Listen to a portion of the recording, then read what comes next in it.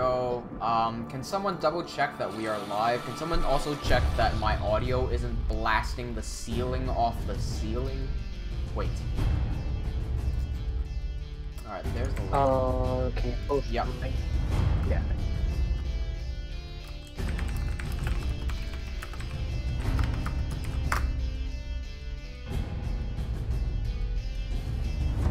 Oh my god, this is playing on Discord.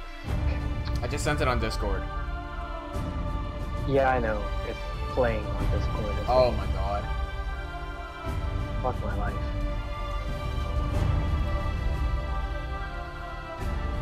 Just to remind you, everyone can hear us as we're on the loading screen. Yep.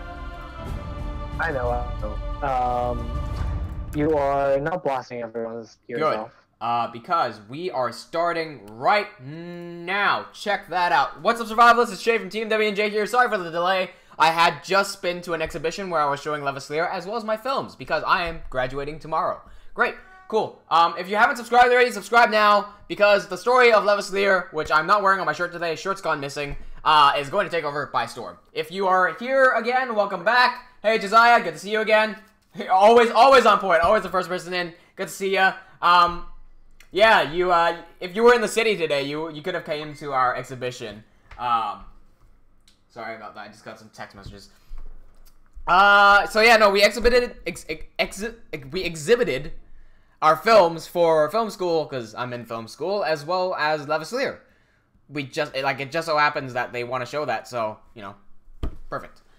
What you may notice here on the desktop is the Corridor Crew background, except I am there. This is part of my visualization exercise to see myself where I would be in the next few years. But that's beyond focus right now. What's really important and the emergency situation right now is that I am leaving back to Hong Kong this Sunday. Right. Sorry, this Saturday. Today it is Thursday. This leaves me with 2 days. I edit everything on this computer. This is my desktop computer. I cannot edit on my laptop because my laptop's a piece of shit. I need to make sure that I get my Monday video and my Wednesday video out before I fly to Hong Kong. This means, aside from the Corridor application, I also have to do 2 other videos for YouTube uploaded by Saturday. Yeah. So, the original plan for this stream was actually to do some animation work to show you guys what we're doing for our Christmas special. But I think we're going to have to change the directions a little bit here. If you're wondering what the video that I'm going to be editing today is, it's going to be if y'all saw the Monday video, I had Schaefer Heaton introduce the other characters, or like record himself, and talk about the other characters in the story of Levaslier. This week, he's going to be talking about himself. So we're going to make some essential graphics here in Adobe After Effects. Let's grab the character introduction.aep. I'm sorry, but also Harry's in the call. I completely forgot about him. Sorry. Yeah, there it is. Okay. Hey guys. So what we're gonna do here, this is basically what we've done for the backgrounds. They just fade in like so. If you've seen the Monday video, you would have seen these graphics. What I need to do is replace the text from ArcDoc Levaslier to, let's change this, text tool. Hopefully this name will fit. Schaefer Heaton, followed by the Warlord of Hemorrhage. Whoops. What's with the crown, by the way? What's with the crown? I completely forgot about the crown. So, yeah, I went to the exhibition, and there were these party poppers, and I had no idea what they did, so, like, I grabbed one and we popped it, and a crown flew out, and landed on me. So I put on the crown, and I haven't remembered it since. I walked and I got a pizza with the crown on, without knowing I had a crown on. But it also means that I'm a king, so we'll just leave it at that. The,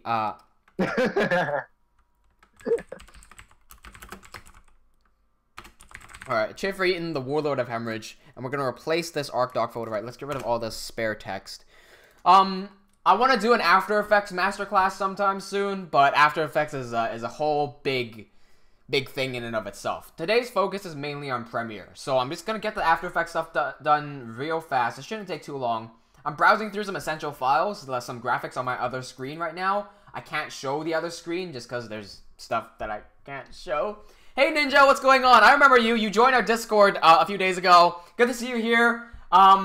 Welcome to the stream. Usually we're doing some more Levaslier oriented stuff in Minecraft. Specifically, we're building a cliff, this big cliff lake scene right now, but I've had to turn my attention somewhere else because I'm running out of time. I've got 2 days left before I fly to another country, so I can only use this computer that I'm on right now for 2 more days, and I need to get 3 videos uploaded. Not just edited, uploaded. That means I gotta do the whole graphics and SEO and marketing and all that sort of stuff. It's gonna be fun. What was I doing? I was finding the graphics. Let's grab the Chafer Heaton, essential graphic. This is it. You've all seen it before. I love this one. What I like about this Chafe graphic is actually the way it was lit up. Like, that lighting single-handedly takes what do you call it? Takes the lead? Yeah, I guess. Let's just kind of give it a little rotation as well. Here we go. So this right now what I'm doing is for the Monday video. Yeah. If you guys don't watch the Monday videos, they're basically Chafer Heaton, who is the warlord of Hemorrhage in Levaslier. He's recapping himself, he's recapping life events and what he thinks of the other characters in the story. It also serves, first of all, it could be canon, it could not be, depending on like how the story goes in the future. But it also is a good introduction on the characters, not just Chafe himself who's talking, but also the people he's talking about. Desai says, good luck, dude. It's gonna be rough, but I'm sure you can do it. Yeah, proper time management is everything right now. I'm pretty confident that... So, here's the thing. I can't guarantee that I'm gonna get this video done and edited during the live stream. But, if I tell myself that I'm gonna get it done before 12 a.m. tonight, it's 10:30 right now. If I tell myself that I'm gonna get it done before 12, there's a much higher chance that I'm gonna get it done. So let's say that. Let's say that I'm gonna get it done. If not, oh well, but let's say that we are gonna get it done. Not much I have to change with the text. The text comes in by itself. I do have to change what's going on with ArcDoc here, but it's only an effect that I'm using, so let's copy these effects over. Delete the original, and let's see how this plays out. Cool. You're also going to notice that I have a background there, but this background is actually the slime camp, which is unrelated to Chafe, so let's change that to the... let's change that to a screenshot of Hemorrhage City. I can browse the screenshots just fine. Let's go through here. What screenshots look good? This is a pretty nice screenshot. I'm sure I've got a whole much better pictures. I can't talk today. I got much better pictures of Hemorrhage. I like this one. But it cuts off halfway. I'm gonna talk a little bit about the exhibition anyway. So, at my school, they actually contacted me yesterday saying that they want me to present Levaslier at the school, and it wasn't like a big presentation or anything. It was just kind of like, hey, we want to play some extra content. Would you like to show your stuff? I'm like, yeah, sure. I actually didn't even intend to go to my own exhibition, but, you know, whatever. They showed Levaslier there, and it was right in front of the cinema that they were showing my film stuff in, so it was great because I could just jump back and forth between the two. I like the screenshot. I'm just going to use this one. Doesn't really matter. And, I had a fair amount of people approach me today, which was very interesting. People were interested because we had the film tour guide. So I go to film school, obviously. The film tour guide of what we do in film starts exactly at where my stand was. So it starts and ends there. And people were coming up to me going, okay, so this is a project made by a film student, but as a fully animated thing.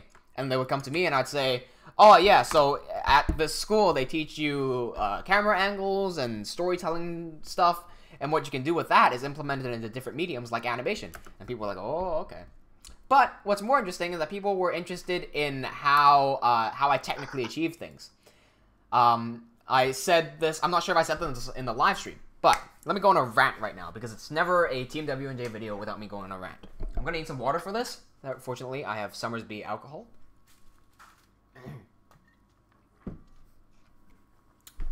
Get yourself ready for this, yeah? Right. So, I'm in semester 6 right now. I have 2 years of study, and in each year you do 3 semesters. During my 3rd semester, the school created an event where they would grab students from every single discipline, a few select students from every single discipline, get them together, and get them all to make something creative and unique. In their words, they said that they wanted to see something that had never been done before. Alright. So I go, okay, perfect chance. What if, You had virtual reality, but instead of having it be a real gimmick, use it to a full potential. So, virtual reality, 3D modeling, and 3D animation. What this allows you to do is basically, you know how sculptors sculpt in real life? Yeah, you could do that, but digitally. So you have all the advantages of sculpting in real life, where you can have like fine control over every little thing, and you have the advantage of the Control Z, right? They shut that down so fast because they said that's not realistic, and nobody's ever going to use that. Well, guess what? The other day, somebody implemented Maya, or VR, into Maya, which is the industry standard animation software in 3D. It's very basic right now, but someone's done it, and it's so useful. Now, once people see it, they're like, oh my god, you can do that? And that whole idea actually spawned from Minecraft. Think about what we're doing. We are sculpting in Minecraft, right? Because we're not building shit block by block. We're putting down spheres. Imagine we're putting down spheres of clay and then kind of smoothing it out. That's how we're building, like, mountains and shit. That's exactly what we're doing. So, like, why can't people click onto that and see the benefits of doing sculpting or even animation in VR?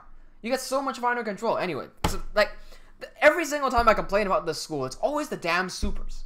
I don't want to turn this video into me complaining about the school, so I'm not gonna do that. And also, like, I love the school, right? As much as I complain about it, I love it, right? It's just the supers get on me so damn much. Every single thing that stops me from being creative is the supers. Josiah asked, why would that be unreasonable? Here's the thing. They didn't actually expect someone to come up with something completely unoriginal. Because we have film students, we have game students, we have audio students, design, and, apologies, I forgot the last one, right? There's about 5 or 6 disciplines. I might have forgotten 2 of them. But we get 2 or 3 of the best students from each discipline, and we get them all together. In their words, they said, we don't want to see a film, we don't want to see a music video, we don't want to see a music video with games. We want you to all put your efforts together into making something that doesn't even exist. Bring on something completely brand new. And they did not expect anyone to do that. Because they also said, if you can come up with something that someone's never done before and it's a good idea, you know, we'll pay you $500. They don't have $500 to pay students. I wish they did. They wish they did. So when I came with something actually like, you know, proper, useful, functional, you could sell that. If you made the time to make that, you could sell that as professional software. It would take a few years for people to get used to it. But like, once people start using it and seeing how good it is, like, that would catch on. But no, because they didn't expect anyone to come up with something original. You know what they did instead? You know what they fucking did? They built a maze. What? They built a physical fucking maze in our auditorium. Why? What is that? You know, like, they said put all your disciplines into one. What part of a maze does that have to do with animation, audio, or film? You know what I'm saying? Like, that's a game. Okay, sure, you can put audio, but, like, blast some music on the speakers. It's a game because, yeah, it's a real-life game. Well, film and what's the other one? Film and design, maybe? What's film? Like, what does film have to do? You can't do shit. It's not cross-discipline. What the fuck? My idea is cross-discipline because filmmakers can use it, animators can use it, design students can use it. Audio, you can immerse audio. So if you're in VR and you're modeling something, and say you're animating something. So let's say we're doing motion capture while in VR, while modeling in 3D. You capture my body, have the VR set on, have the sound play in VR. So like if something's happening on the left, if something's happening on the left, it's gonna play on the left. It'll be a lot more immersive that way. You know, that includes everything. Apparently not. Yeah, Josiah says, I mean, Tilt Brush already exists, if nothing else. Tilt Brush is excellent. Yeah, exactly. Tilt Brush is where you can draw in virtual reality. And Josiah says, I mean, I want that program. Yeah. It works kind of in Maya now. I've seen a prototype. I don't think it's a public prototype. It's like a kind of private thing, but I'm interested in see where that goes. Let's render this now because I've gone on enough rants. I think I've heard of the not turning you down part. I've never heard of the replacing your part with maze. Yeah, because I usually don't follow it up with that. Yeah, I don't mind if they decline it because, you know, let's say if it's a whole bunch of students working on it, maybe the students don't have enough experience to be making this sort of stuff. Nobody knows about VR. Julian, you don't know about VR. That's true. I don't know about VR. I legitimately don't know how to edit a VR video. I don't. I haven't developed that skill yet, right? Yeah. If they said that, that'd be fine. But they replaced it with a fucking maze. Like, come on. At least come up with something more creative than a maze. What the fuck is that? We're in a digital creative school. Yeah, Why are we making something physical? Relevant. Why? Like, at least it should be something relevant. Yeah, to film. not just the film, to all disciplines. Yeah. Maybe something creative. If it's physical and it's creative in some sort of way, sure. That is not creative. It's not creative. All you do is you walk into the damn maze. You go, what the fuck would I go? How is that creative? Fucking hell.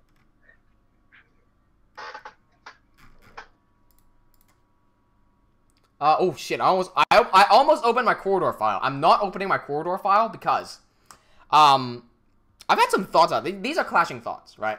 You guys know that I come from a martial arts background, and everything I do is sort of martial arts related. The whole corridor thing that's happening right now, me applying for corridor, I'm actually treating this a lot like how I would treat a martial arts fight, right? Like I'm going into a fight. I can explain that in a little bit, but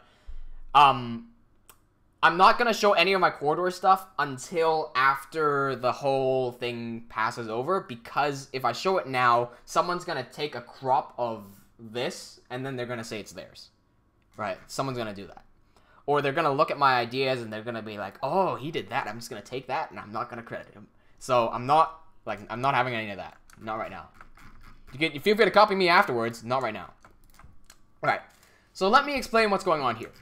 This is an audio track that I recorded of myself speaking in the Chafe voice. For those who don't know, I can speak in the Chafe voice, and I voice act for Chafe in Levaslier. I can do a better job than what I'm doing right now, because this is just, like random, but you know what I'm saying. To avoid confusion, when I'm playing, you're gonna, like, because when I'm talking right now, I hope that... Dwarf. Exactly. When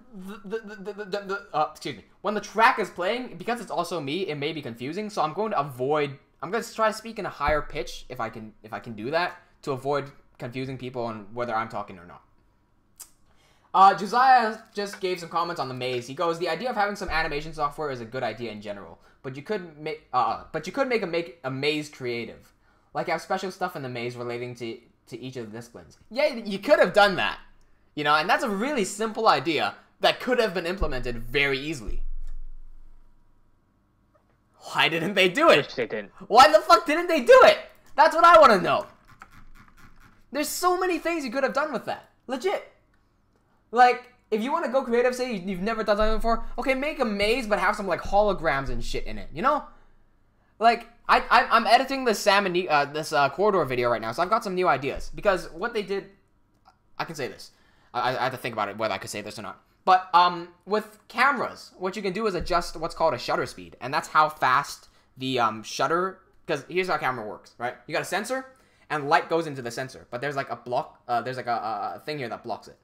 How fast that moves is how much like light that's allowed to go into it. And that's how much you can see and whatnot, right? And like how bright it is or whatever. It's just like a very short explanation. The shutter speed controls how fast it blinks. You want to synchronize it so that it blinks at the same time that a light blinks. Because a light like this light, I can't show you this light. You can see me moving a light. A light like this looks fine to the human eye. It looks fine on most cameras. But it's actually blinking 50 times every second. Or like a multiple of 50. You just can't see it because it blinks so fast. A camera, if it doesn't have the synchronized shutter speed, we'll see the blinking of the light. So if you ever... have a, I don't have my flashlight with me. If you ever shine a light and then, you know, put your phone up and it's, like, flashing, that's because the shutter speed's not right. But you can play that to your advantage. Because if you synchronize a incorrect shutter speed with a light that's built specifically to adapt for that shutter speed, you can actually make holograms. Imagine if every time it closed, the light is off. But every time it opened, the light is on for like a specific amount of time. So you would only see the light. You wouldn't see this part of the light. You wouldn't see that part of the light. You'd only see that part of the light, right?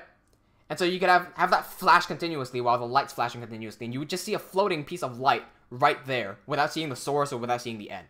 Theoretically, right? You can do that. You can do that. No one's doing it. They actually did it. Well, no one in my school has done it. It's actually been done. If you want to search it up, it's the source for that is This Is America, the SNL edition. So This Is America by Childish Gambino, SNL edition. You can see the lights being used to make a hologram there. It's a real life hologram. You can't see it with your naked eye. You can see it with a camera, but it is what it is. Back to work. Here we are in Premiere Pro. This is the best video. Okay, keep in mind, I am a professional video editor. This is the best video editing software there is, period. What I've done right here is recorded myself speaking in the Chafe voice. But here's the thing. When I record YouTube videos, it's very different than I'm doing a live stream. When I'm doing a live stream, I rarely repeat myself. Because when I'm doing a YouTube video, if I stumble on words, if I stumble on words, I'm gonna keep on repeating like exactly what I did just then. And I can't keep that there, so I have to cut it short. So if we listen to this through, you're gonna hear me coughing and all the way up to where I actually start. So let's get rid of all that. Born 40 and D. Okay, I remember that the start of this isn't good, so I'm just gonna cut halfway through. This And I can also pull up the transcript right here. So the first line we're looking for is "My name is Schaefer Heaton." Let's find that. not me speaking against him. This is me reporting the truth. Let's. This is reporting the truth. Okay. It's time to put an end All to right. an era. Let's go here. I am a warlord. I am Heaton. My name is Schaefer Heaton. All right. There's where we're gonna start. So let's delete all that. So what I've just done there, I did that without even explaining it because I'm in my flow state right now. But let me try to explain that again. It's time to put an end to an era and stop. It's Schaefer Heaton. All right. So here he goes. My name is Schaefer Heaton. Let me put a marker there just in case.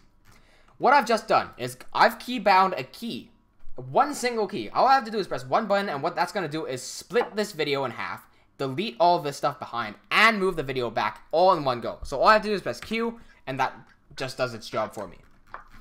So that's the ripple delete backwards command, if you guys were curious. My name is Schaefer Heaton. Alright, so my name is Schaefer Heaton, and there's like a blank spot here. I don't like these blank spots. My name is Schaefer Heaton. There's two different takes of my name is Schaefer Heaton. My name is Schaefer Heaton. My name is Schaefer. The second one sounds more confident, so we'll take that one. So all we have to do now, we can hit Q again here, and this is going to delete us to the previous cut point, so right there, and then we can select that, press ripple delete, and that's going to delete everything backwards. My name is Schaefer Cut Heaton. there. Dwarf.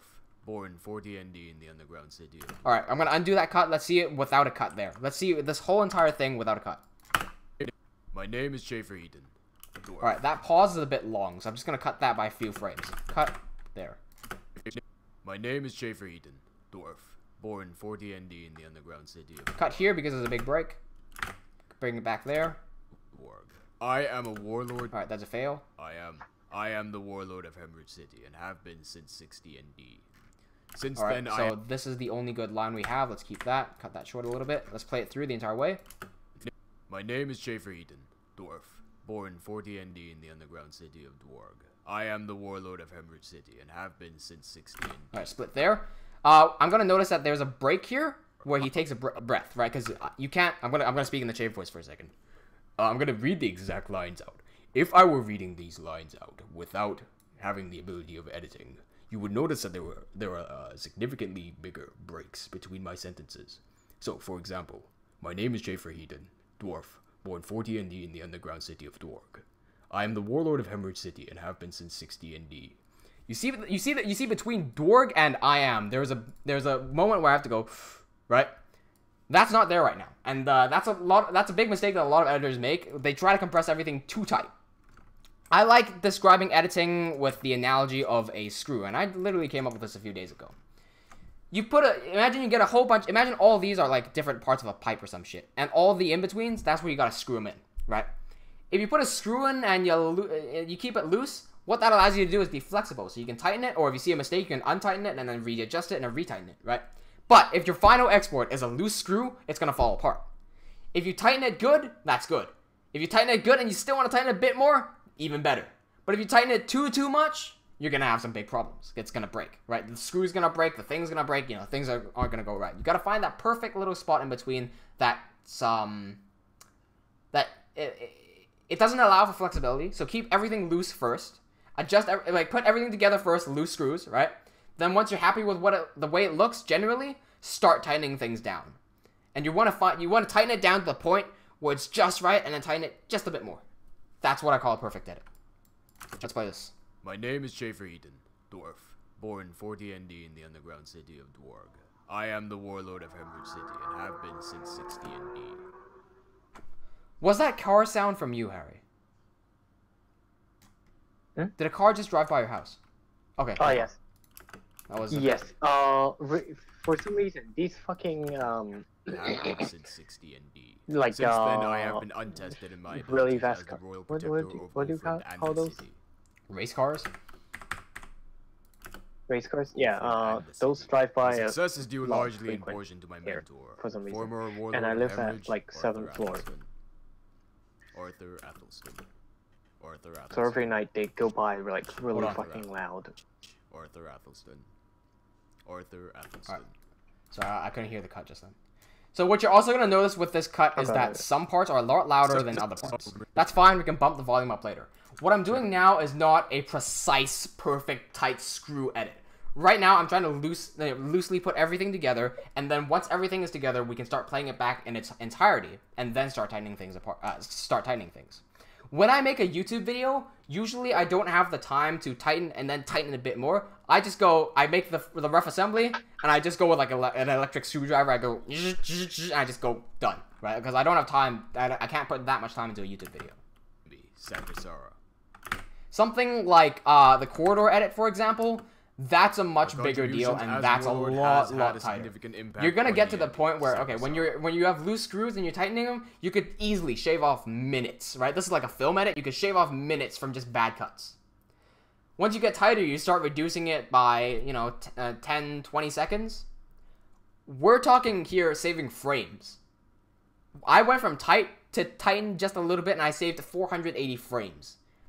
You guys don't know what that means, so let's take that into seconds, right? 480 frames might sound like a lot. It's 16 seconds. 16 seconds is a lot to be shaved just from tightening a little bit more. This is stuff like these moments here, like this. You see this tiny little gap right here before the volume starts? These are important because it paces things in, but it's not always necessary. Sometimes you might have something that looks like that. In which case, you don't need all this extra time here. You can shave off. This might look like a lot, but this is actually just 1, 2, 3, 4, 5, 6, 7, 8, 9, 10, 11, 12, 13, 14, 15, 16. That's 16 frames. That's half a second. You don't save that much from doing that. But it's still important to do, because that makes a lot of difference.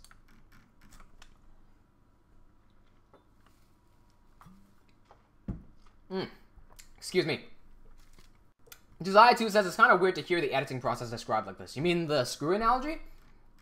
I mean, I just came up with it. I'm pretty sure you can find some flaws in it. If you want to change, adapt it a little bit, go ahead.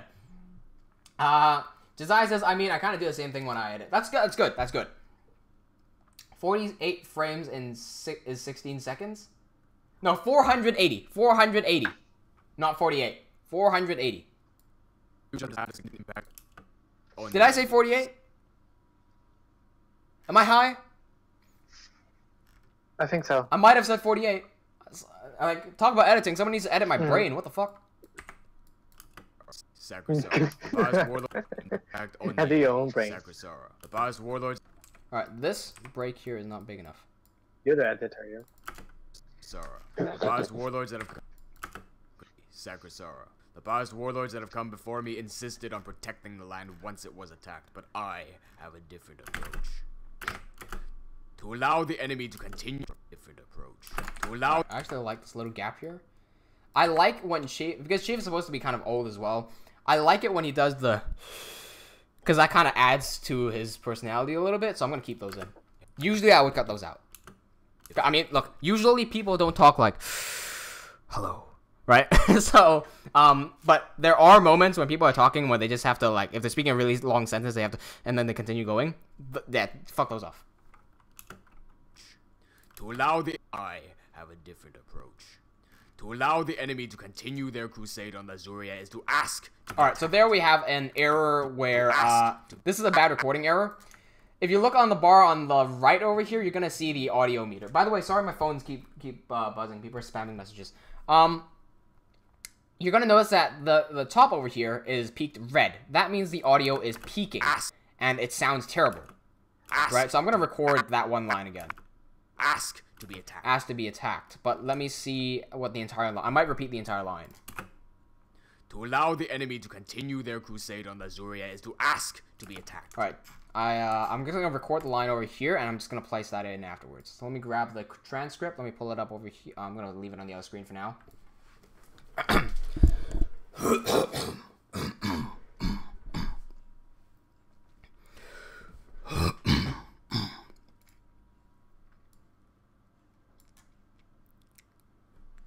See, I wish I could find the line for you, but I actually can't see it in the transcript anymore. What was the line again? But I have a different approach. Right, okay, here. To allow the enemy to continue their crusade on Lazuria is to ask to be attacked. Alright, so that was a practice, just to get the lines going. The thing with doing voices like these is that you gotta breathe a lot. That's why there's a lot of spaces in between my recordings where I just gotta...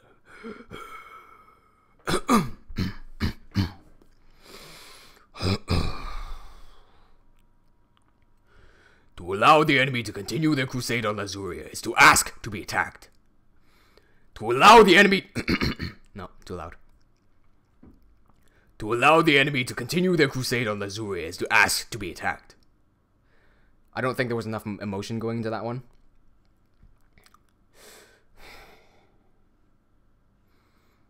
To allow the enemy...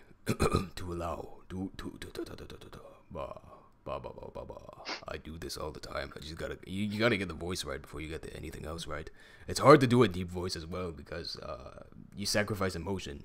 You lose range when you force yourself to be at such a low pitch. To allow your... To allow... To allow yourself... To allow the enemy... To allow... To allow the enemy to continue their crusade on Lazuria. To allow the...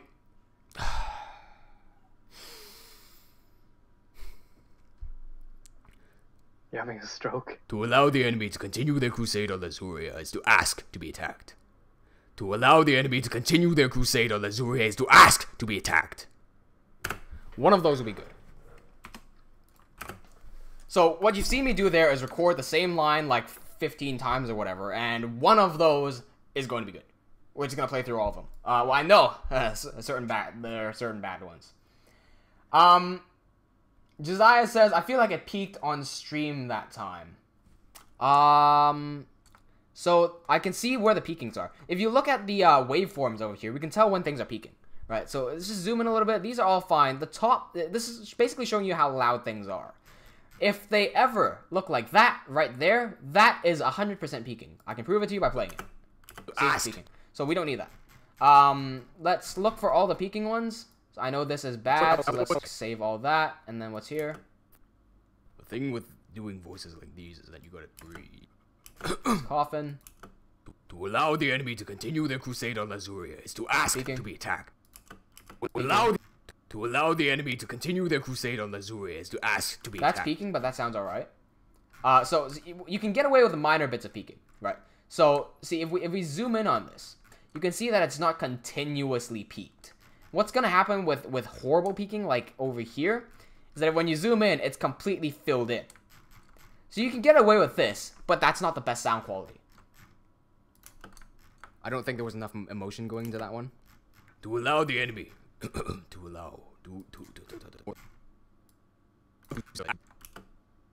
allow the enemy to continue their crusade on Lazuria is to ask. Alright, so that went mega peak. I think all of these are peaking, so I'm just gonna get rid of this. What I'm gonna do instead is go to my sound settings right here, and literally lower down my exactly. It's at 91. It's not supposed to be at 91. My microphone is supposed to be set to 75 most of the time, so I'm gonna lower it down to 69 because it's not going to 70. And I'm going to re-record that again. But this time, it should record a lot better just because the microphones are turned down. Alright.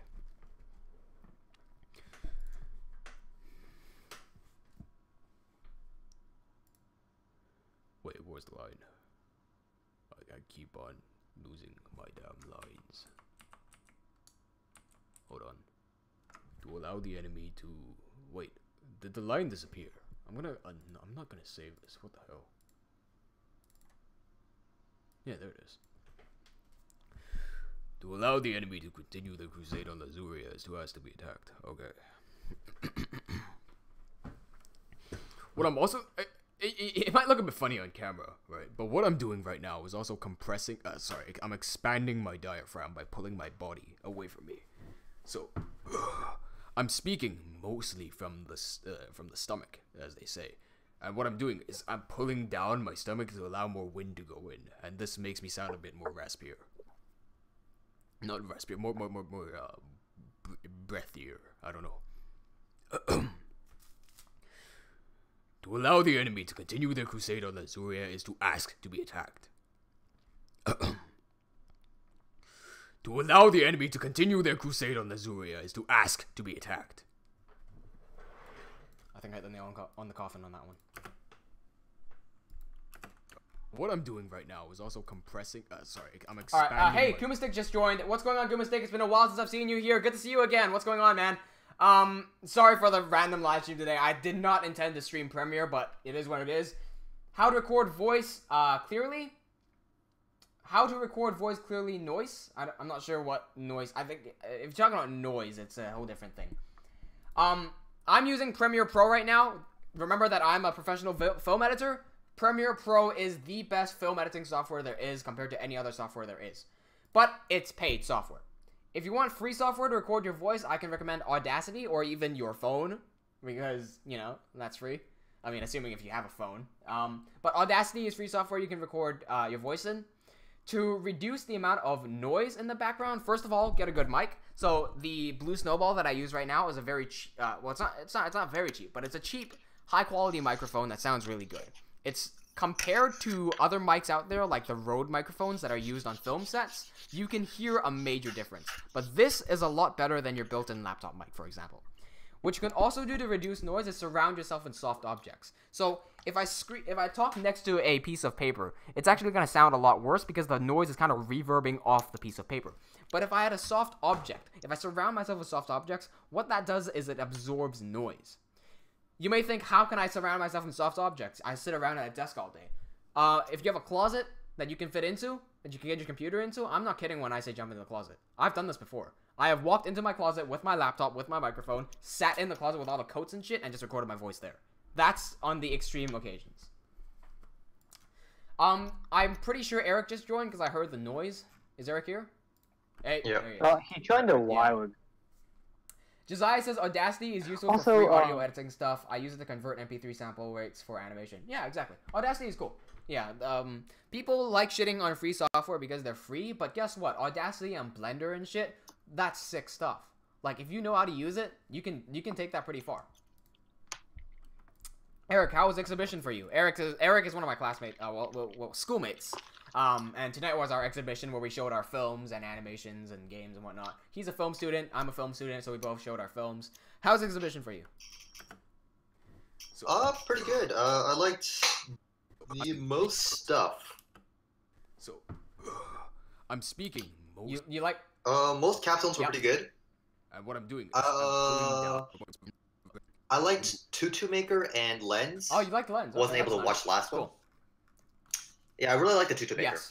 So, in our class, because you guys haven't seen our films, right? In our class specifically, we made 4 films.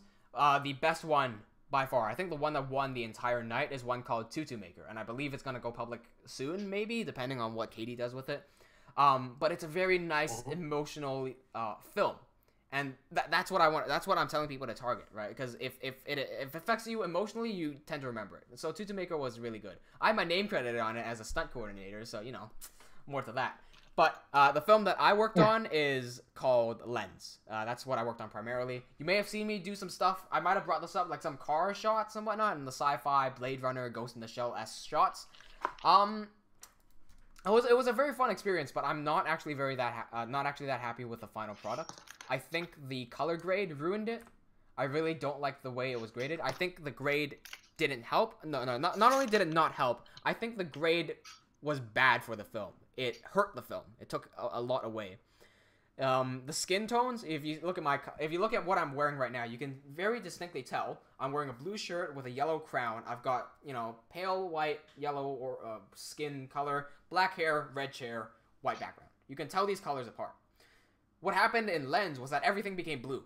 Everything became different shades of blue. It was like someone dropped black and white on it and replaced the black with blue. So it was basically blue and white. It didn't look good at all. And the contrast was way too strong to see anything. So I think the grade hurt the film, and I don't like it. That's my opinion. To allow the enemy to continue their crusade on Lazuria is to ask to be attacked. Alright, so there's that. I'm just realizing that Kumastick is leaving some comments right now. Kumastick says, A, want to grow grass to make realistic animation. Want to use grow grass to make a realistic animation? What do you mean? Oh, do you mean you want to know how to... I've actually got a grass tutorial for you, so I can... Well, it depends on what you mean by realistic grass. Because I have made a tutorial on grass for Minecraft animation specifically. If I go into my channel... How do I go into my channel? /c/gamerswjofficial. If you go to my channel and you scroll down a little bit on the videos tab... Hey, I got 1945 subscribers. I can't say that number properly. That's a good number. That's a good number. Yeah, down here somewhere, I've got a grass tutorial, but it's not realistic grass. Excuse me. Right there, right here, right? If you're talking about realistic grass, like real looking grass, I've done it before, but I can't tell you how to do it. Like, there are some things that I can tell you how to do without even thinking about it, like how to edit a video, for example. So I know how to do the grass. It's just, I don't have enough practice with it to teach you guys how to do it. Josiah says, that said, some of the free stuff is other garbage. That is true. But so are some of the paid stuff, actually.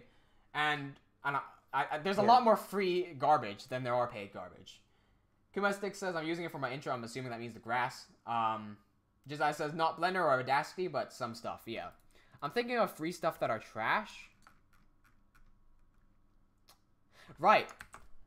Here's one. I was looking back at some of my old videos the other day, like just kind of getting some nostalgia. I was like, oh, this is what I did in 2012. I played this game. I played that game. And I found this old game called Black Shades. And it's a free game that you can download. So here's what it is. I have it installed right now. I thought, oh, it'll be fun. I can visit some of my childhood and play Black Shades. If your volume is up right now, turn it down a little bit. Alright, so I'm going to launch Black Shades, and you're going to see... Right, so this is the game. It's so... trashy. Basically, you gotta protect this dude in the white. Oh my god. You gotta protect this dude in the white shirt by shooting all these other dudes. And you got that's the whole gist of the game. And I remember I was able to use some buttons or some shit, and then I could I was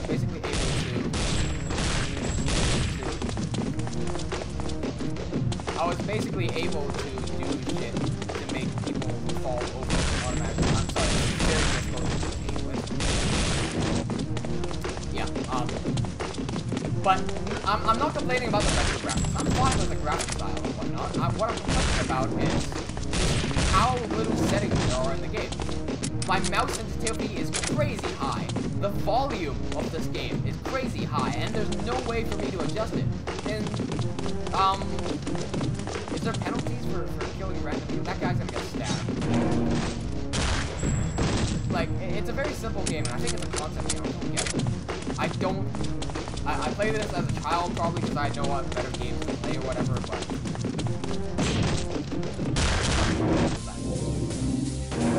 Thank you, back to work. Assuming my Premiere comes back. There you go. Wait, Josiah says we can barely see the game in the corner like that. It's covered by... Wait, the game is in the corner? I couldn't see. But what happened just then? You guys can't see this, right? It was What happened?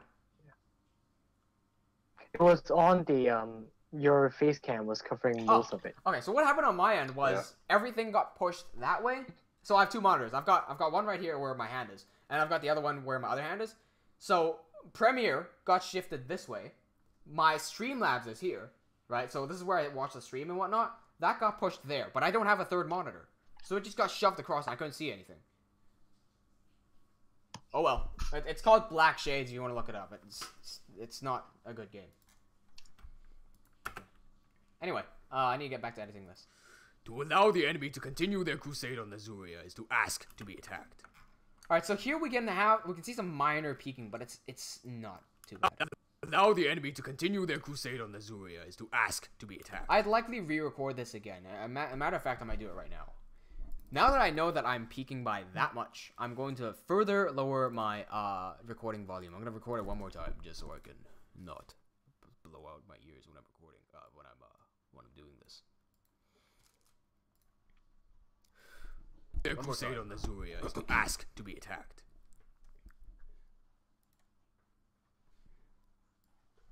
To allow the enemy to continue their crusade on Lazuria is to ask to be attacked. To allow the enemy to continue their crusade on Lazuria is to ask to be attacked. One more time.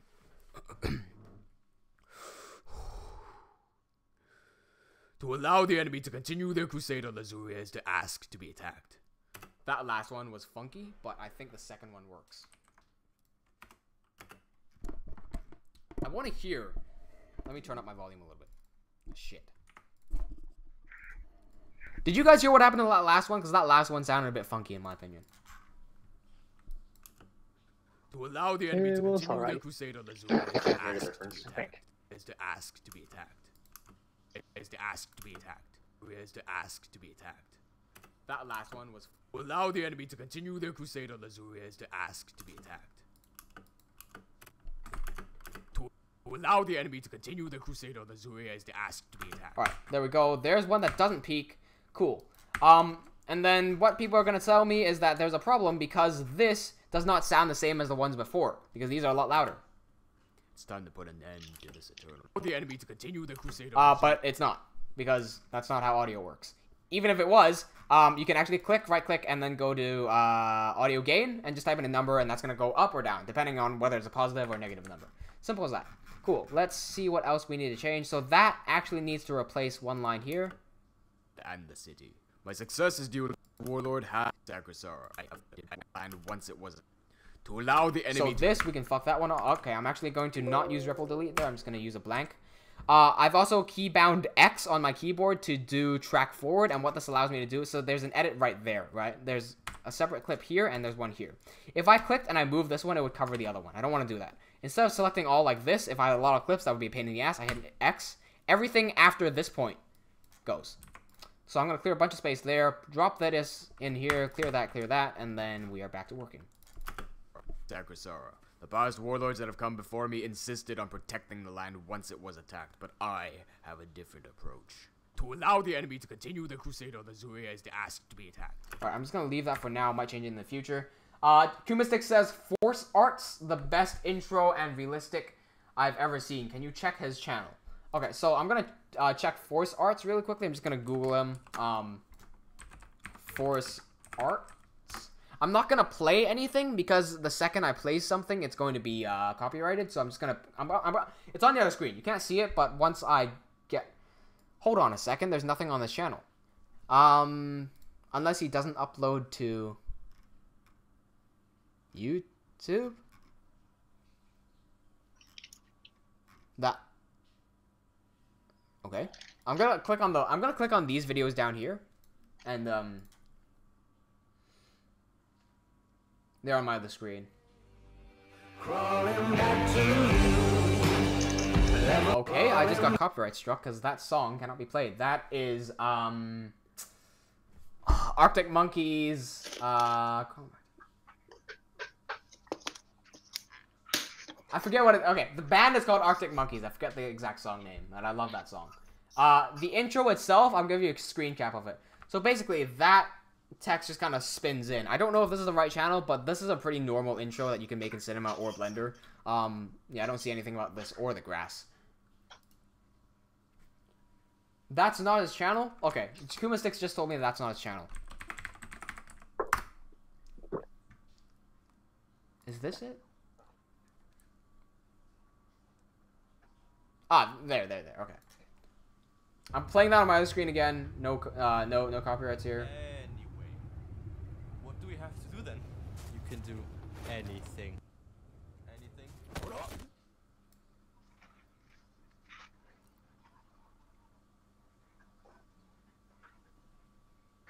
Okay, I don't want to bore you guys for me just like going, what's going on here? So I'm just gonna skip through a bunch of. Like, I'm just gonna go through like this. I'm not really gonna play it through. But my big problem with this right off the bat, right, I hate starting off with problems because it sounds like I'm just being a little bitch and complaining about everything. I'm not doing that. I just want to get this out of the way. An intro shouldn't be a minute long. Right. Average viewer retention on YouTube is 30 seconds. Most of y'all don't have 30 seconds. If you're an uploader, if you upload to YouTube and you make videos like mine, you're not going to get a 30-second retention. Your retention is going to be, most of the time, horrible. Right? Unless you know what you're doing. If you know what you're doing, good for you. To have an intro that is double the average viewer retention is silly.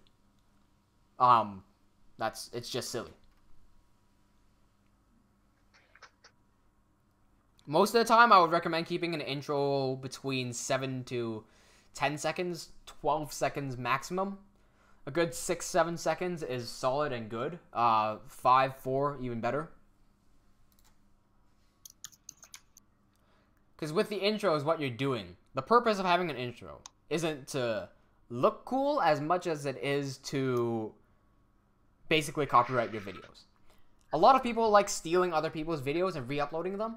Those people, if they had talent, they'd be making their own videos. They don't have talent. They just want to like rip people's videos off. If you have an intro there, it makes it a lot more difficult for them to rip. Of course, you could just cut it out, but these people don't do that. So, I don't need a minute-long intro there. Josiah says 10 seconds for an intro, or else have a big section first. Yeah, that's cool. I did watch a few seconds of the animation. I found it's alright. I really like the way they light their scenes. I don't know if it's a they, a he, or a she. I'm just gonna say they. The way they light it is really cool. I'm particularly fond of when this guy moves. There's some volumetric lighting. Yeah, right there. That bloom. I like that. I like that lighting. Yeah.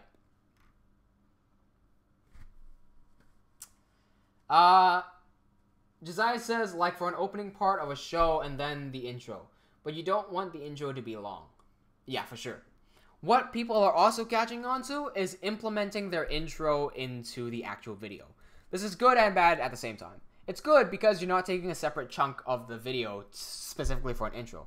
It's bad because it takes a lot more time to do that. For an intro, all I have to do is drag the existing intro, drop it in, done. Right? But if I wanted to say, excuse me, if you're looking at my webcam right now, I might have to account for the intro, so I might have the intro right there. I might start talking like this and then go, let's get into the video. And then might have my intro pop up there, just like some text and whatnot. And I might move the camera or something and then have just the text and then bring it back, for example. So I could incorporate it into the video.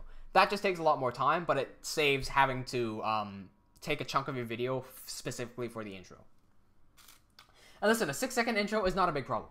It's 6 seconds, right? Yeah, it's not a bad problem. My not a big problem. My bad.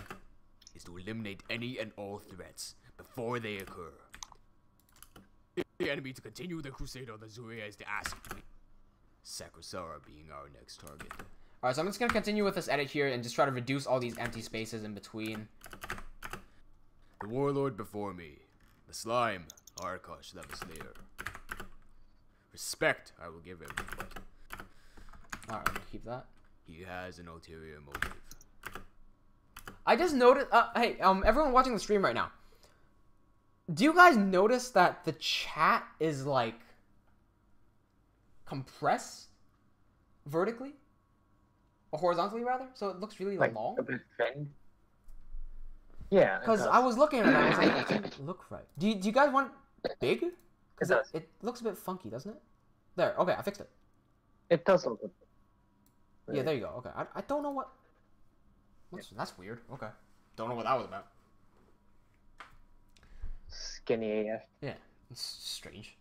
Josiah says, the opening of a wait. I actually start to get sick of super realistic lighting stuff. I know people say it looks amazing, but something like the PS4 Spider-Man game isn't really my thing. Sure, it looks good, but it doesn't really work for me. Don't know how to describe it. Not everything needs a lens flare and motion blur. Not everything needs a lens flare. That is true. I don't like lens flares, cause it blocks things out. Yeah, I don't like lens. You don't see. Yeah, because I don't see anything. Right, like if I put 50 hours into animation and I animate the best animation, only to put a big fucking white light of God to block everything out, that's 50 hours wasted because of one fucking white picture. You know, like, I don't want massive lights when I don't need them. There are moments where they are really useful, sure. But those are moments. Those should not be the norm, I think. People start abusing lens flares, putting lens flares everywhere. That's just a bit... yeah, no. That's J.J. Abrams' Star Trek. No doubt I mean, cross paths. Okay, this is going to be slightly out of topic, but still this is on not topic. Me speaking against But them. This is me reporting the truth. Most Japanese kid shows, for like, for example, Kamen Rider, early on, before 2006, I believe, there's like 4 shows that like maximized lens flares to the max. Yeah, I can't stand that. I think one of the best videos that I made on this channel. Well, I used to think it's a good idea, but my video editing skills back then weren't that good. I made a video called Top 5 Mistakes That You Can Make in Minecraft Animation, and the 5th mistake that I pointed out was using massive fucking lens flares. I think to an extent it adds cinematic value, but then it's like, if I give you ice cream every single day and the only thing you can have is ice cream, you're not gonna like the ice cream. Yeah. Yeah. And ice cream is nice. Ice cream is a good treat, and ice cream is a good way to relax. But you don't want ice cream every single time, like every single day, right? Every single day. Yeah.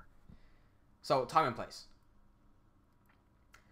Kumanistic says, but the one who started the intros is Braz. He's good for editing sound, no copyright. Braz. Hold on. Josiah says, another one that annoys me is the way that, for a good while, Doctor Who refused to use anything but their blue color grade. The whole show felt, well, blue.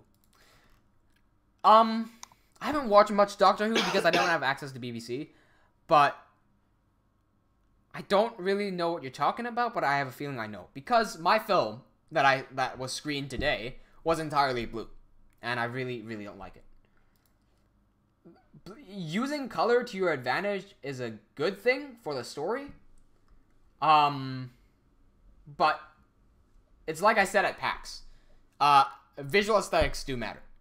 There are some things that you do for the simple fact that it looks good. Let me repeat that because I interrupted myself. Sorry. There are things that you can do for aesthetic value, and some things that you do just for the fact that it looks good. There are scenarios for that, and having everything look blue because it fits the story, yeah, I'm not a big fan of that. You gotta find the balance between what looks good and what tells the story. The balance doesn't mean you gotta find a shot that looks good and tells a story. No, that's a good thing, right? You want that, but sometimes you don't have the option for that. You only have what looks good but doesn't tell a good story, and you have what tells a good story and doesn't look good. You have to find a way to mix the two together and cut them so that if it works, basically. If you're lucky enough to get a shot that looks good and tells a story, there you go. Family heirloom of mine that used to stop the ender. He claimed that it was a family heirloom of mine that was used to stop the ender in the dawn of the new day. He claimed that it was a family heirloom. He claimed that it was a family heirloom of mine that was... Let's listen to these two. He claimed that it was a family heirloom of mine that was used to stop the ender in the dawn of the new day. With the color grading, is it the editor's fault or... So there's a specific role called a colorist, and all they do is color grade. Yeah. Oh. Okay. Usually the colorist doesn't work alone. Usually a director sits in and tells the colorist what to do, because the director has the vision, right? Yeah. But see, I'm a colorist, but everything that I've color graded is my own interpretation. Yeah. I mean, like I color it something, and if they say, oh, it's a bit too orange, then I'll be like, oh, okay, yeah, sure, and I'll turn down the orange. But nobody's ever come up to me and said, right, hey, Jules, So in this scene where the guy with a knife is sneaking up on this teenage boy, I want you to make it green and dark so that's really creepy. No one's ever said that to me because I do that myself. Like if I see something that has like a dude with a knife sneaking up on a boy, yeah, I'm either gonna make it green or I'm gonna make it red because those are alarming colors. Yeah. Right. You claim that it was a how about family let's start off with wrote that story. With what now? Sounds like a pedo bear. With what now? Who wrote the story with the one you just said? Oh, true. Yeah. Yeah, sounds like a pedo bear. Just saying. He claimed that it was a family heirloom of mine. He claimed that it was a family. I wanna actually. I can't show this now because it's part of the corridor edit, but I use color grading in a very interesting way that I've never done before. For the corridor edit that I'll talk about after this is all over. But it's a creative way of using color. Yeah, that's all. That's all I can say right now. He claimed that it was a family heirloom of mine that was used to stop the Ender in the dawn of the new day. He claimed that it was a family heirloom of mine that was used to stop the Ender on the dawn of the new day. Alright, so I just read Josiah's comment while I was playing that audio track there. Josiah says, imagine that every scene, regardless of context or tone, it is color graded as if it was a melancholic walk in the rain. Yeah, see, I think what happened there, and I hate assuming things, but it's just like a figure of speech that I do. I think what happened there is, we call that dropping a LUT. And so, what a LUT is it stands for a lookup table. And a lookup table is used in camera. It's not meant to be used in post. You plug a separate monitor into your camera, your film camera, and you can enable a LUT. And what that will do is color grade the footage using a specific color palette to represent what it might look like after the grade. When you're grading, you're not supposed to be using a LUT, though people cheat on that. I cheat on that personally, right? But what people fall in the trap of is simply dropping the LUT in, saying done. And when you get the edgy blue LUT and you apply it for the entire track, that's the easy way to do it, and I think that might be what they've done. Might be. He claimed that it was. But you know what's the funny thing? I don't really like LUTs in Premiere. I've never used Premiere LUTs. This makes no sense. The thing is that, like, when I was trying to grade my documentary, I was like, maybe I should just put a lookup table just to finish it. But the thing is that, like, I tried all the selection they had, and I'm like, no, none of them looks good. So I like legit manually change it, and have no LUTs. Yeah. Yeah, LUTs are people. If you don't know what a LUT is, you probably shouldn't be using it. Like, at least understand why it's being used so that you don't inappropriately use it. Kuma Sticks just caught my attention. He just said Magic Bullet looks is good for color grading. It is. In fact, I like it so much. I like it over DaVinci. DaVinci is the industry standard software for color grading. I cannot stand DaVinci for how to say this. I'm about to go on another rant. Okay. Have I talked about DaVinci before? And how much I hate DaVinci? Yes. On stream? Yep. On stream? Yep. Really? Yep. Okay. Yep. I'm not gonna repeat it then. Thank God. Fuck DaVinci. Someone came up to me again today because I was talking about the grade. So here's exactly how it went. Well, the film that we just screened, I said to the director, hey, the grade sucks. He goes, I know. I'm like, so you guys gonna rework it? He goes, yeah. I'm like, okay, cool. What are you using? They go DaVinci. I'm like, all right, can't help you. Good luck. I just walked away from that. This makes no sense. Yeah, no, I much prefer Magic Bullet, and there's a whole variety of reasons for that. First of all, it's my own personal bias because I've had bad experiences with it, right? So I'm not saying DaVinci sucks and you should never try to use it. No, try everything, right? Even when I say that Premiere is the best, I'm not saying use Premiere and don't use anything else. I'm saying use Premiere, right? Go use whatever you want. Go use Sony Vegas. Go use iMovie. Because after you use those, you'll understand how much better Premiere is. Same as DaVinci. I don't like DaVinci. I don't recommend anyone use it. But if you want to use it, go ahead. After you use it, try using Magic Bullet. You may see a difference. DaVinci has a lot of good features, but they're only useful in specific scenarios.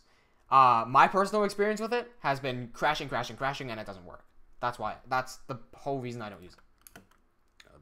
If you do take the time to learn it and have the patience to go through the crashing, you may be able to pull something good off. You know, there's that. This makes no sense. I think you literally rented DaVinci like the last stream or two. Did I? Yeah. That's... Huh. I wonder why. DaVinci must really suck. Huh. I think either Josiah or someone else asked about you using DaVinci or something. Oh, wait, but you know what else? I think you know what's good about that DaVinci? You know what's good about DaVinci? I can't take this away from them. Yeah. DaVinci is free. DaVinci is not only good for color grading, but it also has built-in editing. So if you get DaVinci, you get the industry standard color grading software for free, as well as an editing software, right? So that's what DaVinci has. It has a whole bunch of stuff built into it.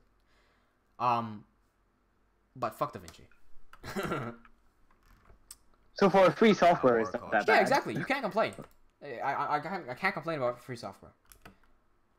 I can complain when people say that you have to use DaVinci to do this, and that, and fuck off. Arkosh has access to one is beyond. The thing is that for me, I feel like DaVinci's more color editing, even though. Hold on, you System. went, you got cut off there. Come again. Oh, sorry. I feel like DaVinci is more of a coloring application over coloring and editing, even though they have an editing system. Yeah, because it's I just never really looked at it specifically for color grading, and the editing came afterwards. That's why. Yeah. Yeah. So that's why maybe because the options for Premiere for color grading, I don't use it too often. I have never been to the color tab in Premiere. Like, my mouse is hovering it over it right now for people watching the stream. That's the color tab. The only tabs I use are editing and audio. I've never been to the color tab because I have Magic Bullet, so I just drop looks on. I can't. Is there anything I could show Magic Bullet looks on right now? I'll just grab a random piece of footage. Fuck. I don't have random footage. I'm just gonna grab something from Lens. Alright, fuck it. I don't care. I literally don't care. Okay, here's an image.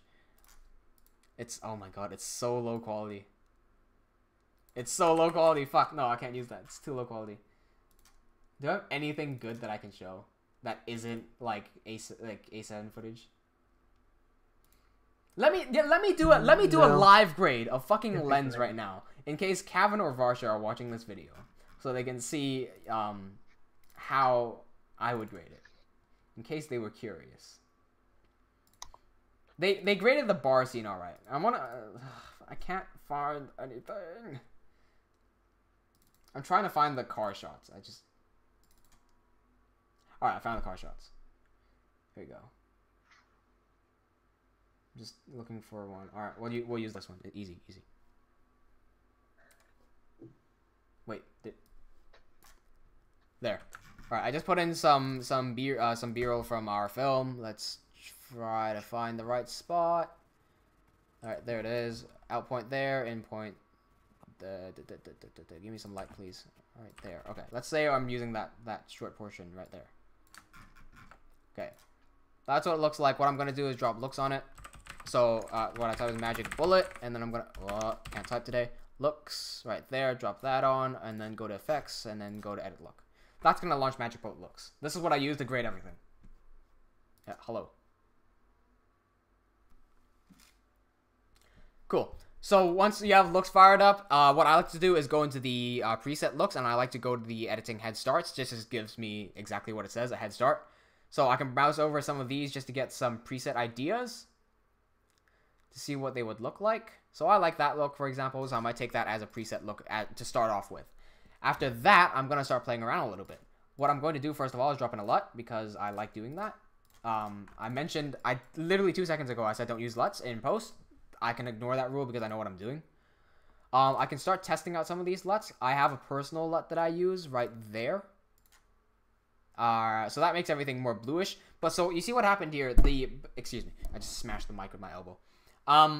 The shadows here look very blue, while the skin tones maintain fleshy skin tones.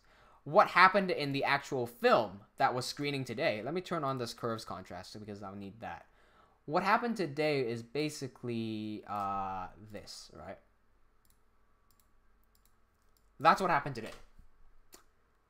And it's just all blue, right? Eric, I think you can attest to this. This is exactly what it looks like.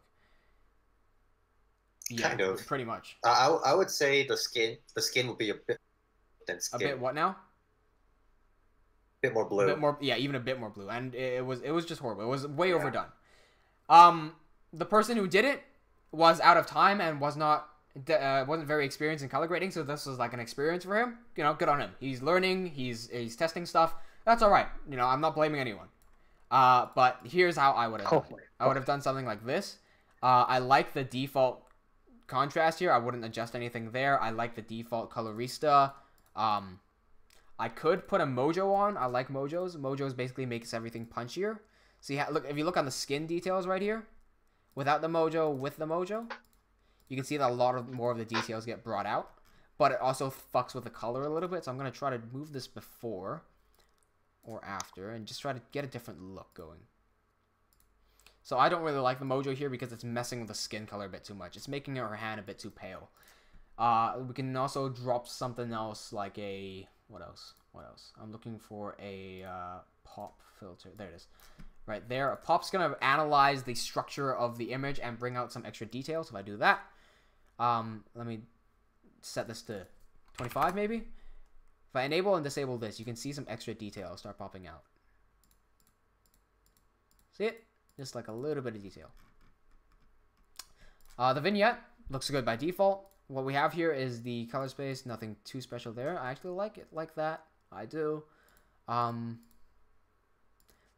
This feels a lot more punchier, a lot more contrasty. This feels a bit more flat. I don't know which looks better. Nothing's going on there, so we can fuck this off. What we've also... I think we shot this as a flat video, so let me change this to flat video. Exactly. That's what it should look like. Because if I take all the grades away, right? This is what the video looks like by default. This is what we call flat. Because when we look at the blacks here, this isn't true black, right? You see this edge of... I'm not sure if you guys can see this on the live. Okay, no, look. Look in the curves, right? This, where my mouse is mousing over, that's black. This is not black. This is some sort of gray. So you gotta, with flat footage, you gotta make sure you bump that contrast. Now that's black. Now you're really bringing out the color. And flat footage is really good because you can when you dial the footage to flat and you bring the color back up, you actually get a lot more color. So with that, we can re-enable everything. There's that. I think I might actually bump the skin tones a bit more to the orange side. And the blues seem a tad bit too strong over here. I might lower the contrast a little bit. Not too much. Like so. Grab this. The blue is a bit too strong. I'm going to just reduce the blue. Maybe bring it over here a little bit. It's very small adjustments can make a big difference.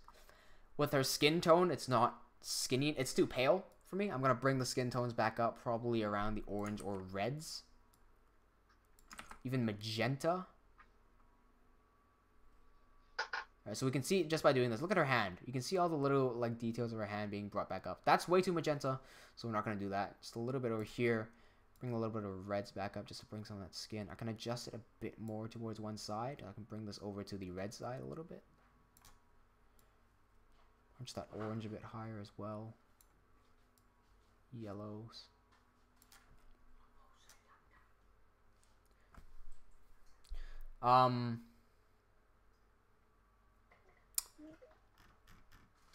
We can also try chucking different effects on as well just to play around.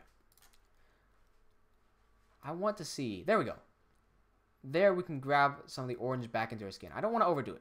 So around there. Maybe a bit more. Alright, there. I'm just going to leave it at that. So now if we zoom out of this footage because it's shot in 4K or some shit. 50. There we go. It's not shot in 4K. It's shot in 2K. If we...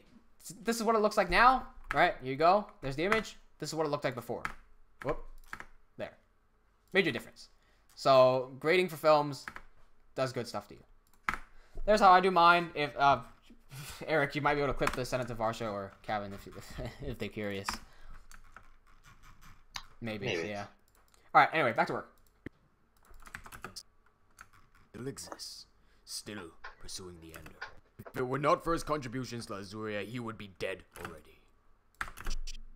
Should the day come where the end return, I have a question. I will defend Hemorrhage till my last breath.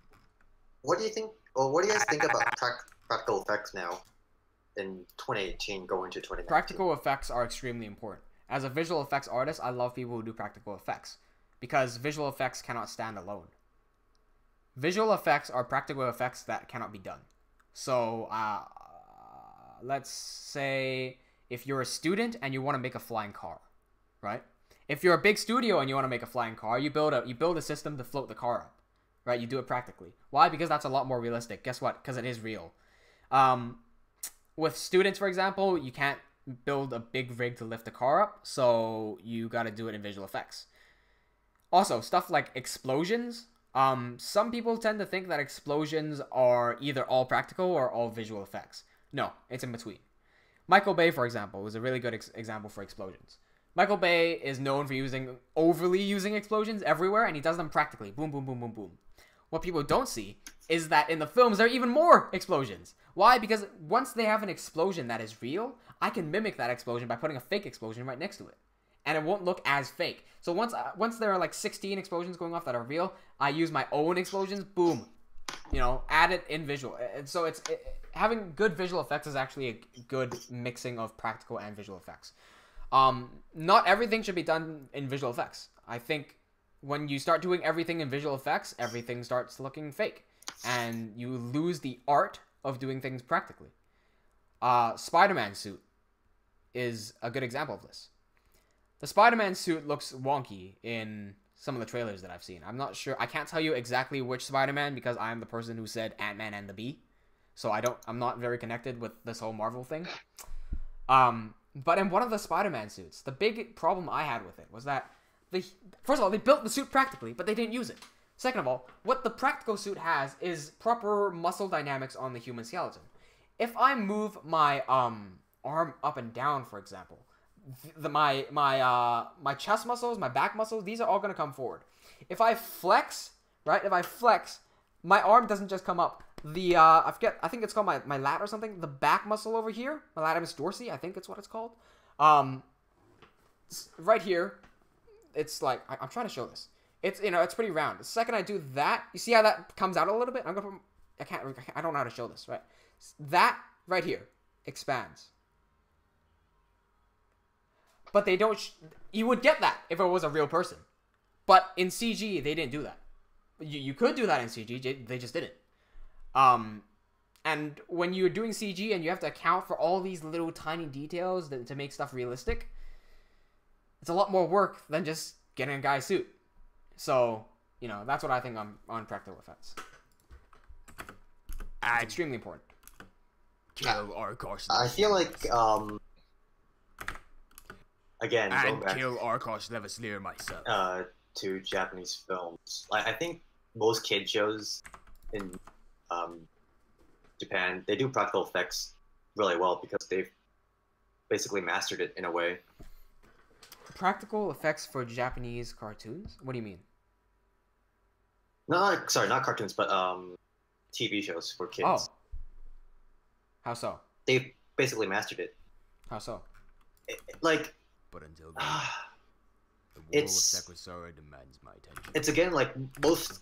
It's time to put an end to this era. Most explosions, most stunts, they're done by practically, and not none of them are like really this era. VFX. But when they need VFX, it'll look wonky, but like it'll do the job well.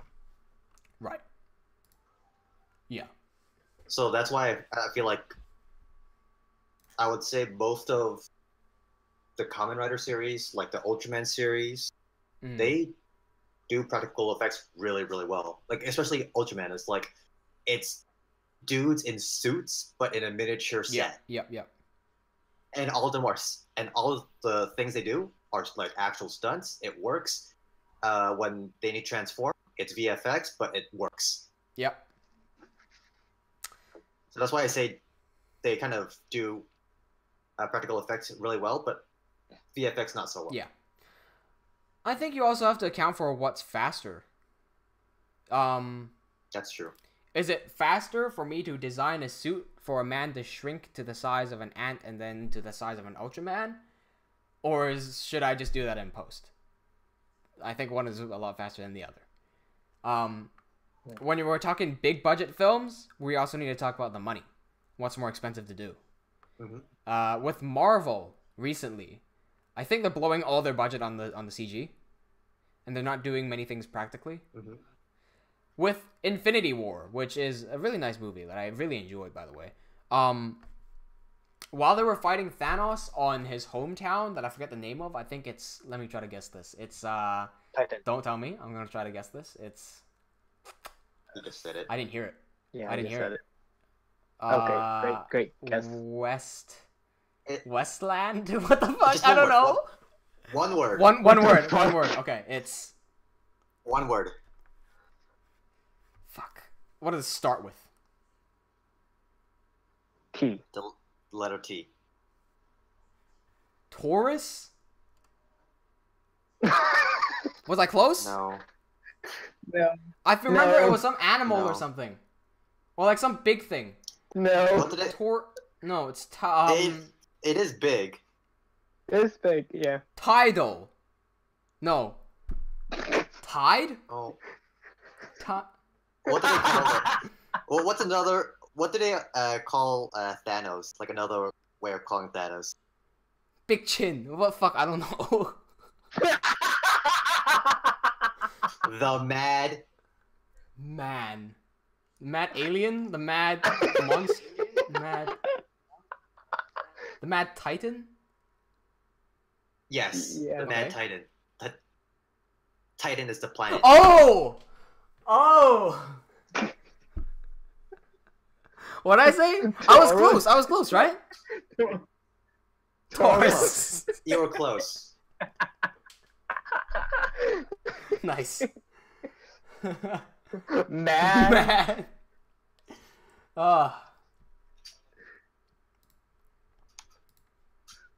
What am I looking for? Right.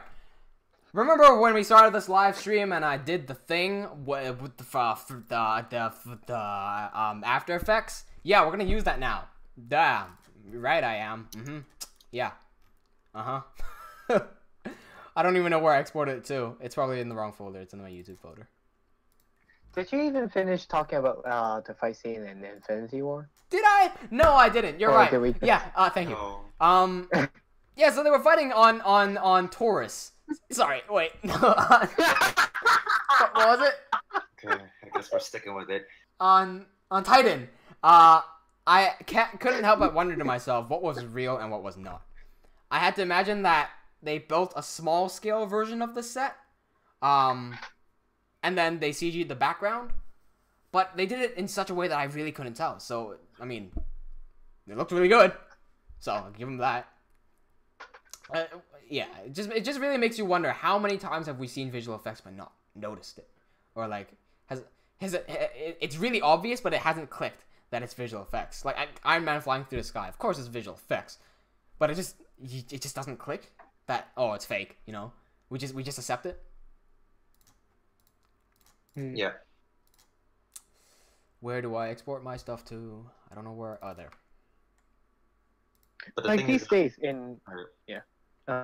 it's like these days, most things in these superhero films are you can't really do it practically. That audience just accept that, like, you know, they exist. Yeah. Like, visual. Yeah. It's also a suspense of disbelief. Anyways, yeah. Anyways, Eric. yeah. What was I gonna say?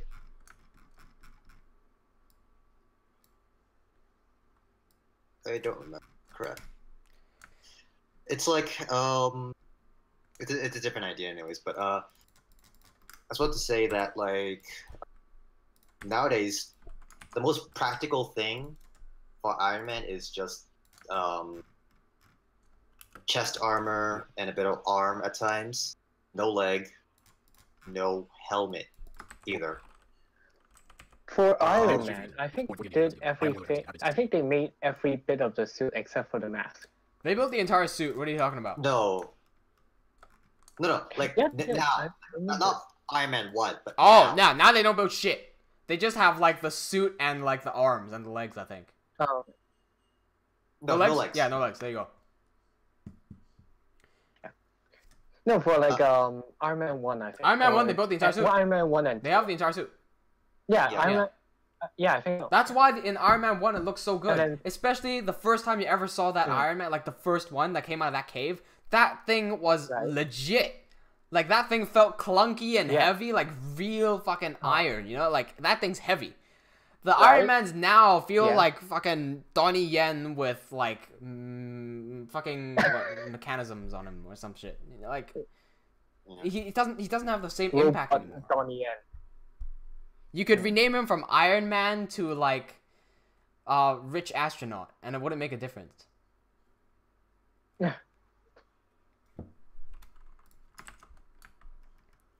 No. And like sometimes like I feel like making the whole suit could be better. What now? Making the whole suit. Yeah. Top to I bottom. think it was. I think it was more than just the first one that came out of the cave. I think the Everything. But the one that made the most impact for me was the first one. Yeah, fair enough. But here's the thing: if you make the whole suit top to bottom, you're gonna get the Spider-Man effect again, where it's just like they made it, but they're still CGing it. But the thing with Iron Man is that they made it and they completely replaced it with CG. Why do they even need to do that? They don't need to do that. They made the suit. Just keep the suit in. If they make a full-on... Yeah, so that's the why, problem like, with the Iron Man suit is that Iron Man can do a lot of things that people can't do. Like, fucking turn on a missile on his backpack. Like, I don't think the actual suit can have a missile in the back. Yeah, exactly. Yeah, I don't think that. With the Spider-Man suit, you don't need that. Spider-Man, most of the things that Spider-Man can do is like more or less realistic. He can do flips, punches, and kicks. Yeah, he can't run up a wall. Yeah, he can't hang backwards. Yeah, he can't swing through the damn city. Yeah, for those scenarios, CG it, right? Because you can't. There's no way you can do that. But why do they need to CG the scene of fucking the dude jumping across two cars? Grab a stuntman, put him on an Iron Man suit, tell him to jump across two cars, pay him money, done. You know, like, it's a lot more realistic that way too. You know, Yeah, and I'm sure Tom Holland can do that. I don't know how much acrobatics Tom Holland knows, but if I know the suit is tailor made for him, and it looks damn good on him. He got hired for it. Yeah. He got hired for the acrobatics. Actually. Really? Yeah. Yeah. Wow. The more you know. Because he used to post stuff on his Instagram of his acrobatics, and that's part of his audition for Spider-Man. Oh wow, he auditioned for it? Damn. Fancy stuff. Lads, right now in the stream, I am stealing some assets that I can reuse. What I'm stealing is the intro, the text that comes across, the ending title, and the end credits. So I can just copy that, bring it across, and paste it there. And that saves me... By the way, 6 minutes left. There are how many minutes left? 6. 6 minutes left. My name is Schaefer Eaton, dwarf, born 40 ND in the underground city of Dwarg. I am the warlord of Hemorrhage City and have been for... Oh, going back to another question about practical and VFX. Yep. For example, if you're making a TV show for kids, do you think that VFX should be... And if it's a VFX heavy show, should you not take it too seriously? Even though it's aimed for kids? What was the question? If the kids' TV show is VFX heavy, should you not take it too seriously? No. Well, it depends. No. It depends. I'm just thinking, what? I need more context here, because I'm not really... So you're VFX heavy. That's why you care less about. Yeah, it? exactly. That's what I'm thinking. That's my brain right now. Yeah. So, like, you know this TV show is aimed for kids, but not a lot of adults would watch it, Right. right? and kids are kids. They like. Oh, so do you mean will I be shiny things. random with my visual effects and not really care about it as much when I'm doing the? Wait. Yeah, like. Okay, I get you. Like as long as you get to point A to point B in a way that it still looks good, but like not too polished. Yeah, I would do that. Yeah, I would. Sure. There's. So you won't take it too seriously. No, I'll take it seriously, but remember when I said something about tightening the screws? Were you here? When I said tightening screws? Yeah. Okay. Yep. I'm not gonna leave them loose. I'm gonna tighten them and I'm gonna leave it. Like I'm gonna tighten them once and I'm just gonna leave it. Like how I do a YouTube video, right? Have you seen the head explosion for Corridor, Eric? No. I'm gonna send you a link tonight. Oh. Yeah. So I made someone's head explode in my Corridor application, and I made that and I screwed it. It was like a loose screw just to see if it works. Okay, it works. Tighten, done. That's it. I'm not polishing it to make it look realistic. I'm not polishing it to make it look good. It's just boom. There you go. You know, I spent literally like 2 hours on that. You know, easy work. Whatever. Move on. That's not the big deal. I don't think that if you're making any sort of movie or medium, that visual effects should be the main focus. Because an effect is an effect. And it's supposed to have an effect. If you feed someone ice cream every single day for every day of their life, they're not going to have the same effect. So, don't base something around visual effects. Yeah. Visual effects are a supplement. They're supplement. Okay. Visual effects are supplements, but supplements can't be taken at random. You have to plan everything out, and then make sure that this is the right supplement, and then take them, right? So, same thing. You get a movie, you're like, okay, this is cool, that's cool. We're missing this particular scene right here. How can we do that? Can we build a miniature set and film the miniature city? Okay, do we have time to do that? Do we have the materials to do that? Do we have the talent to do that? Or can we call over Julian Choi, tell him to make us a city in Cinema 4D in 2 seconds? What's the cheaper option? What's the most time efficient option? Either way, that city is not the main focus of whatever I'm making. That's just the one little bit. I think that should be a universal law for visual effects anywhere. No film, game, animation, anything should focus heavily on the visual effects and only the visual effects. Yeah. Okay. I don't know if that answers your question, because I think I kind of derailed that a little bit. No. Yeah? Fair, alright. It's alright, yeah. It's alright. It's fair. My name is Schaefer. It's kind of weird hearing me say that don't use visual effects.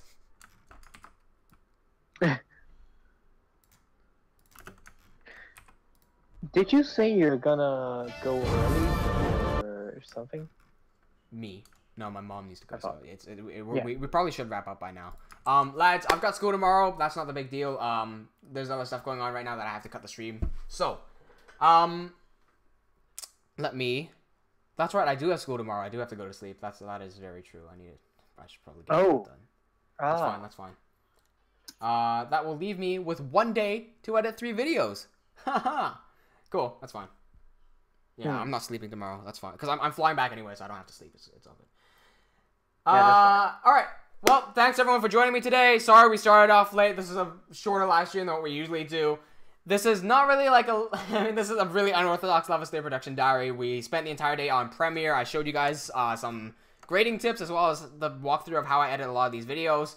We talked a lot about using visual effects in films and whatnot. So I think it was a pretty good talk today. Good stream. Thanks everyone for joining me. And we will see you next Thursday.